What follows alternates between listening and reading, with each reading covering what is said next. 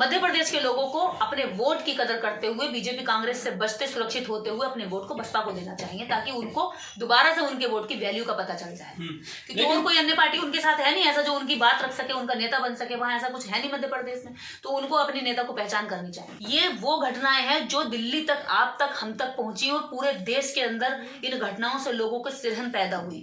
पूरी दुनिया तक में ये बात गई कि इंद्र मेघवाल की घटना जो इतनी बड़े ब्रॉड लेवल पर हुई कि विदेशों तक से उसके लिए मार्च निकाले गए थे। एक बच्चे को पानी पीते हुए घड़ा छूने पर मात्र इसलिए मार दिया कि वो किसी छोटी जाति का था, निम्न वर्ग का था। आज इस आजाद भारत में, आज इस जो कांग्रेस सरकार जगह जगह जाकर के जहां बीजेपी आंदोलन, जहां बीजेपी हमारे खिलाफ में एट्रोसिटी करती है, वहां उस मुद्दे को उठाती है। लेकिन खुद कांग्रेस की सरकार में, राजस्थान में जब ये इस तरह की घटनाएं होती हैं, तो तब ये कांग्रेस का असली चेहरा उभर कर आता है। और जब असली चेहरा उभर कर आता है तो वहां के लोगों को यह देखना चाहिए कि जब तुम्हारे राज्य में किसकी सरकार थी और तुम पर किस तरह के अत्याचार हो रहे थे। एक व्यक्ति को चोरी के इल्जाम में उसके प्राइवेट पार्ट में पेट्रोल डाल दिया गया था, पेचकस डाल दिया गया था। एक महिला को उसी के पति के सामने गैंगरेप करके वहीं खेत में मार दिया गया था। ऐसी घटनाएं जो पूरे देश के लिए शर्मसार थी। और राजस्थान जैसा राज्य है जहां आज भी जातिवाद का पूरी तरीके से अखाड़ा का बोलबाला है, ऐसे राज्य में ये चुनावी मुद्दे बनने चाहिए। जनता को पूछना चाहिए कि जब हम पर शोषण हो रहा था तब तुम्हारे नेता कहां थे, तब तुम कहां सो रहे थे, तब तुम हमारी बात क्यों नहीं रख रहे थे, तब हमारे लिए संसद में आवाज क्यों नहीं उठा रहे थे, जब हमारे लिए विधानसभा में आवाज क्यों नहीं उठ रही थी, तब हमारे लिए कानून मजबूत क्यों नहीं बन रहे थे, तब कानून की धज्जियां उड़ा करके अपराधियों को क्यों बचाया जा रहा था। तो ये सारे जो मुद्दे हैं इस समय चुनाव में जनता के जहन में होने चाहिए। और वोट डालते टाइम ये ध्यान भी रखना चाहिए, युवाओं को, खासकर महिलाओं को ये बात ध्यान रखनी चाहिए कि तुम्हारी सुरक्षा का वादा करके तुम्हारे साथ कितने बड़े बड़े अपराध इस राज्य के अंदर किए गए। और ये मैं केवल एक राज्य की बात नहीं कर रही हूं, पूरे देश के अंदर महिलाओं को ये बात ध्यान रखनी चाहिए कि कौन सी पार्टियां ऐसी है जो तुम्हारे ऊपर बलात्कार होने पर तुम्हारे साथ खड़े होने के बजाय रेपिस्टों के साथ खड़ी होती है, उनके लिए ज्ञापन देती है, उनके लिए आंदोलन करती है, उनके लिए कहती है मेरा विधायक निर्दोष विधायक, मेरा एमपी निर्दोष एमपी। मतलब रेपिस्टों के साथ खड़े होने में उन्हें गर्व महसूस होता है, लेकिन पीड़ितों के साथ खड़ा होने में उन्हें शर्मिंदगी महसूस होती। इंद्र मेघवाल का जो मामला पूरी दुनिया में छा गया था और एक इसके जो आरोपी हैं उनके पक्ष में महापंचायत की गई थी। बिल्कुल, देखिए वो लोगों ने पंचायत की केवल इसलिए कि अपराधी को कैसे बचाया जाए। जब हम लोगों ने इंद्र मेघवाल के पक्ष में यहां आंदोलन किया था तो हमारे खिलाफ एफआईआर हुई थी, हमारे ऊपर लाठियां भांजी गई थी। यहाँ पूरे जंतर मंतर पे और कई राज्यों में हम लोगों ने, मुरादाबाद में ये ज्ञापन दिया था तो वहां पर भी मुकदमे का डर दिखाया गया था कि मुकदमा हो जाएगा, भाग जाओ यहाँ से, क्योंकि तुम एक सेंसिटिव मुद्दे को यहाँ दिखा रहे हैं। हमारे पेज तक ब्लॉक हो गए थे, हमारी मेरे फेसबुक का पेज ब्लॉक हुआ था उस टाइम पर, उस घटना के ऊपर। यानी कि जो पीड़ित हुआ है उसके पक्ष में कौन लोग थे और वो जो अपराधी था उसके पक्ष में कौन लोग थे, वो किसका समर्थन करते हैं, वो कौन सी पार्टियों का समर्थन करते हैं, वो कौन सी पार्टियों को वोट देते हैं, वो कौन सी पार्टियों को मजबूत करते हैं, और वो कौन लोग हैं जो उस विचारधारा को मजबूत करते हैं जो तुम्हारा शोषण हमेशा करती रहती है। तो इस राज्य के एससी समुदाय को ये बहुत ही विशेष ध्यान से दिमाग में रख लेना चाहिए कि हमारा वोट कहाँ सुरक्षित है, और वोट को बहन की आबरू और इज्जत की तरह समझो। जैसे मान्यवर कांशीराम साहब कहते थे कि ये वोट ही नहीं है मात्र, तुम्हारी बहन बेटियों की तरह इसकी सुरक्षा करो, क्योंकि वोट अगर तुमने गलत आदमी के हाथ में दे दिया तो वो उसका दुरुपयोग करेगा। जैसे एक बहन बेटी की बिना जांच के, बिना पड़ताल के कहीं शादी कर देते हैं तो बाद में पछताते हैं, वो शराबी निकलता, जुआरी निकलता, अय्याश निकलता है, तो फिर परेशान रहते हैं पूरी जिंदगी उसके लिए।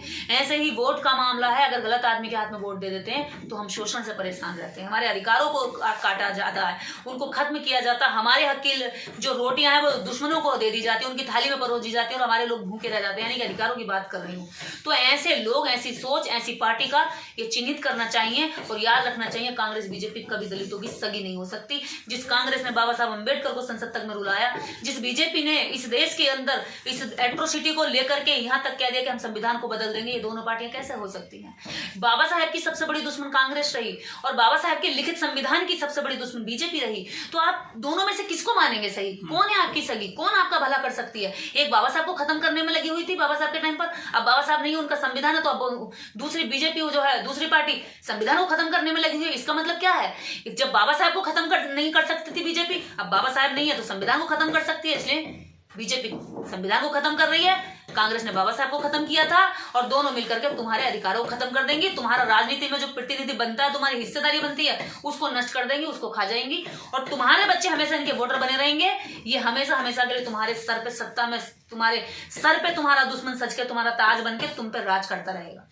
मध्य प्रदेश और राजस्थान में जो सरकारें चलती हैं बीजेपी और कांग्रेस की रही हैं पिछले कई दशक से जी। मध्य प्रदेश में आदिवासी निशाने पर होते हैं, मनुवादियों के या जो जातिवादी जो गुंडे हैं। इसके अलावा जो राजस्थान है वहाँ दलित महिलाएं और दलित निशाने पर होते हैं। ये सामाजिक अपराध आखिर रोक क्यों नहीं पाती हैं सरकारें? ये देखिए, इसके पीछे समाज के जो आपराधिक घटनाएं हैं, इन घटनाओं को अगर सत्ता चाहे, सरकार चाहे तो एक दिन में कंट्रोल कर सकती है। कैसे? अपराधियों को कड़ा दंड देकर, अपराधियों के साथ ऐसा व्यवहार करके कि जाके दूसरे वाले अपराधी को जब पता चले कि ऐसा होता है तो वो डर जाए। क्योंकि जब देश के अंदर SC/ST एट्रोसिटी कानून आया तो उससे पहले लोग कहीं भी किसी को भी चमार के, चूड़े के, अरे एबे तेबे ऐरे वैरे कह के बोलते थे। लेकिन जब उन्हें पता चला कि ऐरे बैरे बोलने से या चमार के, चूड़े के या भंगी के, उसके बोलने से क्या है, एक एक्ट लगता है, कानून है और जिसके तहत हमें सजा हो सकती है, जिसके तहत हमें जुर्माना भी देना पड़ सकता है। तो लोगों के जहन में क्या था? कानून का भय बैठा। और जब कानून का भय बैठा तो उन्होंने क्या था, लोगों को, अगर वो अंदर से भले घृणा करते थे लेकिन सामने से उन्होंने उसका नाम लिया, उसको इज्जत दी, उसको जो भी उनको मतलब अपने बचाव के लिए, यानी कोई भी ये जो प्रजाति है, ये जो एक वर्ग है जो हमेशा से जातिवाद करता आया है, ये कभी भी आपके फायदे के लिए कुछ नहीं करेगा, ये अपने बचाव के लिए करेगा, अपने फायदे के लिए करेगा। तो ऐसे कड़े कानून बनने चाहिए जो जातिवाद के हालात पे अगर लोगों के साथ सताए, लोगों को परेशान करे तो फास्ट ट्रैक कोर्ट में उसकी सुनवाई होनी चाहिए। तो SC/ST कानून की ऐसे खुलेआम धज्जियां उड़ाई जाती है, SC/ST एक्ट की सालों साल मुकदमे चलते रहते हैं, पीड़ित बेचारा रोता फिरता रहता, उसकी ना इंतजाम किया जाता रोटी का, ना उसके केस मुकदमा लड़ने के लिए ना उसके वकील का इंतजाम किया जाता, वो खुद ही परेशानियों से जूझता सरेंडर कर देता है, या फिर वहां पीछे जाकर के वो कॉम्प्रोमाइज करवा देते हैं, दबाव डाल करके उसके घर पे जाकर के लठैत पहुंच जाते हैं कि दबाव डाल के भैया तू कर ले। तो ये जितना भी क्राइम चल रहा है इसके पीछे आम जनता तो करती है, लेकिन इसको हवा देने वाली जो होती है वो सरकार होती है। सरकार यदि चाहे तो कानून का अच्छे तरीके से पालन कर सकती है। अगर उसके पालन से भी लोगों में नहीं रुक रहा तो कानून को और कड़ाई से पालन, कानून में और कड़ी धाराओं का, उपधाराओं का अमेंडमेंट करके उनमें जोड़ सकती है। क्योंकि हम शांति तो चाहते हैं, सारे लोग हम सुकून से जीना तो चाहते हैं। राज्य सरकार यदि चाहती है कि दलितों को, नीचे पिछड़े आदिवासियों को उनका बराबर का हक मिले, सम्मान मिले, तो सरकार भी ऐसा कौन सा काम कर रही है? अरे आम जनता के दिमाग में तो सरकार के बैठे हुए एजेंडे, मीडिया के फैलाए हुए एजेंडे ही उनके दिमाग में घूमते, वो वही बात करते हैं। अभी आप 4 लोगों से पूछ लो कि बीजेपी कितनी अच्छी है, कहेगा जी बहुत अच्छी है, पूरी दुनिया में डंका बज रहा है बीजेपी की वजह से, मोदी जी की वजह से पूरी हमारे दुनिया में हमारे देश को जाना जा रहा है। हमारे देश को कौन जानता था इससे पहले? जब उनसे ये पूछो कि बीजेपी के 4 काम बता दो भाई, तो कहेगा जी 4 काम हमें नहीं पता। उसे पता ही नहीं है कि 4 काम क्या अच्छे किए हैं, क्योंकि वो कभी दिमाग से इतना पैदल है। अब उससे ये पूछ लो कि भी तू SC से नफरत तो करता है, दलित से नफरत करता है, आदिवासी से नफरत करता है, लेकिन नफरत क्यों करता है उसे पता ही नहीं होगा मैं नफरत क्यों करता हूँ। बस उसे किसी ने कह दिया कि गंदे रहते हैं, ये साले हैं ही ऐसे, ये पैर की जूती में रखने लायक हैं, या इनके साथ जितना गंदा व्यवहार करो इतने दबके रहते हैं, इनको दबा के रखना चाहिए, वरना अगर ये इन्हें उठा लिया तो ये हमारे बराबरी में आ जाएंगे। ऐसी सोच उनके दिमाग में बैठा दी गई है। उन्हें ये नहीं बताया कि तुम अपने उठने का आगे को रास्ता निकालो, इनको दबाने की बजाय तुम अपने आप को उठाओ। तो वो ये चीज नहीं कहेंगे, पर वो ये जरूर कहेंगे जो उनके दिमाग में बैठाया गया है कि भैया आप इनको दबा के रखो, सता के रखो। और ऐसी ही सोच के लोग मुख्यमंत्री बन जाते हैं, ऐसी ही सोच के लोग MP MLA बनकर संसद विधानसभा में जाते हैं। और ऐसी ही सोच का आज हमारे पास में, हम दुर्भाग्य की बात है कि भारत के पास में ऐसी ही सोच का हमारे पास प्रधानमंत्री भी है। मध्य प्रदेश में बीजेपी की सरकार है, उसके बावजूद वहाँ आदिवासी के सिर पर पेशाब किया जाता है। बिल्कुल। और बात करते हैं राजस्थान की, वहाँ कांग्रेस की सरकार है, वहाँ जो SC के साथ में सबसे ज्यादा अत्याचार हो रहा है। तो फिर आम जनता जो एक दलित वोटर है वो फिर किसको वोट दे जिससे कि अपराध खत्म हो जाए? ये देखिए, उसके लिए उसे अपनी पार्टियों को वोट देना चाहिए। मध्य प्रदेश में पहले भी बसपा की सरकार बनते बनते रह गई थी, तो मध्य प्रदेश की जनता को देखना चाहिए कि हमारे साथ, हमारे जो दुख में, मुसीबत में, या हमें वोट का जो महत्व बता कर गए, काशीराम साहब बता कर गए। मध्य प्रदेश में बहुत काम किया काशीराम साहब ने, और वहां से MP की भी सीटें निकली, और राज्य सरकार तो बनते बनते रह गई। कहाँ नहीं बिकते, पूरे देश के अंदर कौन सा राज्य ऐसा जहां नहीं बिकते? बीजेपी हर राज्य से खरीद लेती है। वो तो इसीलिए तो हम बार बार कहते हैं कि आप अच्छे नेताओं को दीजिए। हमारी खुद की पार्टी अच्छे नेताओं को लाए जो बिके ना, क्योंकि अच्छा नेता कब होगा? जब वो कैडर का होगा, जब वो जमीन का जुड़ा हुआ होगा, जब वो मजबूत होगा, जब वो विचार के साथ अपने समर्पित होगा, जब समाज के प्रति दयावान होगा, तो तब वो बिकेगा नहीं। तो बिकाऊ यही चमचे नेता कल को बिक जाते हैं, क्योंकि जब आप अच्छा रेट लगाएंगे तो वो आपके साथ, आपसे ऊंचा रेट लगाने वाला वो किसी और के साथ चले जाएंगे। इसलिए हमें अच्छे नेताओं को चुनाव करना चाहिए। मैं हमेशा पार्टियों का पक्ष करने के बजाय मैं अच्छे नेताओं का चुनाव क्यों करने के लिए कहती हूँ, क्योंकि पार्टियां गलत लोगों को हमारे सर पर थोप देंगी तो हम पार्टियों की बात ये समझ के खा लेंगे कि नहीं जी पार्टी ने भेजा है, उसकी हम ना आइडियोलॉजी जानेंगे ना उसके बारे में जानेंगे, बस हम क्या कह देंगे जी क्योंकि हमारी पार्टी ने भेजा है।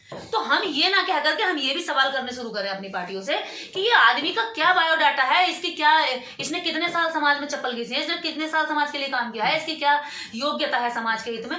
क्योंकि आपको जब तक राजनीति में परिवर्तन नहीं होने वाला है, जब तक आप अच्छे लीडर नहीं चुनोगे, अच्छी पार्टियां अच्छे लीडरों से बनती हैं। आज बसपा के अंदर भी गिरा, क्यों नीचे गिरा बताओ, क्यों गिरा? कारण यही था कि अच्छे लीडर के नाम पे बहन जी अकेली पड़ गई, कैडर खत्म कर दिया गया, लोगों के बीच में जो लगातार वैचारिक काम होता था वो वैचारिक काम को समाप्त कर दिया गया, वैचारिक काम को करने वाले जो नेता थे वो सब कहीं किसी अपराध में निकाल दिए गए या खुद लालच में निकल गए या कहीं उनकी परिस्थितियों से निकले गए, क्या हुआ। लेकिन आज बीएसपी के पास जो कैडर नहीं है, इसकी यही कारण है कि आज बीजेपी जैसी सरकारें बन रही हैं। अगर बीएसपी का कैडर खत्म नहीं होता तो आज बहन जी देश की प्रधानमंत्री होती। 2 अप्रैल 2018 को जो आंदोलन हुआ था पूरे देश में SC/ST एक्ट को लेकर, उसके जो आरोपी हैं उन पे जो केस चल रहे हैं वो कहीं चुनावी मुद्दे में नजर नहीं आ रहे इस बार। देखिए आएंगे नहीं, क्योंकि उनके मुद्दे, उनकी पीड़ा, उनका दर्द, उनके मुकदमे किसी भी पार्टी के लिए कोई महत्व नहीं रखते। उन मुद्दों को लेकर आप मुझे बताइए, हम जिस बसपा की लड़ाई लड़ते हैं, जिसके लिए हम बुराइयां भी लेते हैं, गाली भी खाते हैं, हमारे माथे पर ठप्पा है कि बसपा ही हैं, और बसपा के लोग हमें हम बसपा की कमियां बता दें तो बसपा के लोग हमें फिर गाली देते हैं, क्योंकि वहां के भी कुछ चमचे हैं भरे हुए, वो हमें गाली देते हैं कि बहन जी की बसपा की विरोधी है, क्योंकि वो इतना दिमाग लगा के सोच तो सकते नहीं कि सही और गलत क्या है, ना समीक्षा कर सकते। तो हमारे पास आज हमारी खुद की पार्टियां उन मुद्दों को नहीं उठा रही हैं, जिसमें हमारे 12 लोग मारे गए थे, जिसमें बहुत कम उम्र के बच्चे भी शहीद हुए थे, जिसमें मेरे खिलाफ खुद मुकदमा है, मैं उसमें जेल भी काट के आ चुकी हूँ। तो खुद मुरादाबाद में बहुत सारे लोगों के ऊपर मुकदमा, पूरे देश भर के अंदर लोगों पे मुकदमे, हमारी खुद की पार्टियां उसको नहीं बोल रही हैं। चुनाव सर पे है, कब बोला जाएगा? उन्होंने राम मंदिर और अनाप शनाप उल्टी सीधी बातों को लेकर के सत्ता में आ गए। क्या हमारी पार्टियां उनके असली मुद्दों को लेकर के सत्ता में आने का जोर नहीं लगा सकती? लगा सकती हैं, लेकिन ये पार्टियों को करना चाहिए, चाहे सब बसपा हो, चाहे सपा हो, चाहे असपा हो। अगर ये बहुजनों की दावेदारी कर रही हैं और बहुजनों के हितैषी बन रही हैं तो बहुजनों के मुद्दे भी उठाएं, ताकि बहुजन ये सब पहचान कर सकें कि इसमें से सच्ची हितैषी हमारी कौन है।